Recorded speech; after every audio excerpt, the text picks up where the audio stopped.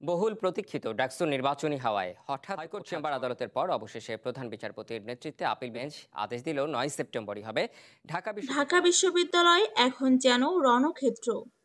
ডাকসু নির্বাচন ঘিরে মুখোমুখি সংঘর্ষে জড়ালো ছাত্রদল ও শিবির। ঘটনাস্থল থেকে পাওয়া ভিডিওতে দেখা গেছে ধাওয়া পাল্টা ধাওয়া, ইট পাটকেল নিক্ষেপ আর ভাঙচুর, উত্তল হয়ে উঠেছে ক্যাম্পাস। কিন্তু প্রশ্ন হলো, এমন কেন ঘটল? ডাকসু নির্বাচনকে ঘিরে রাজনৈতিক দলগুলোর প্রভাব বিস্তার নতুন কিছু নয়। ইতিহাস বলছে ডাকসু সবসময় ছিল দেশের রাজনীতির নাড়ির স্পন্দন।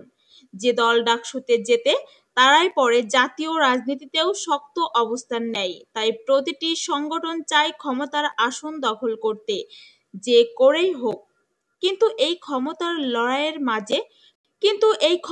লড়াইয়ের মাঝে সবচেয়ে ক্ষতিগ্রস্ত হচ্ছেন সাধারণ শিক্ষার্থীরা।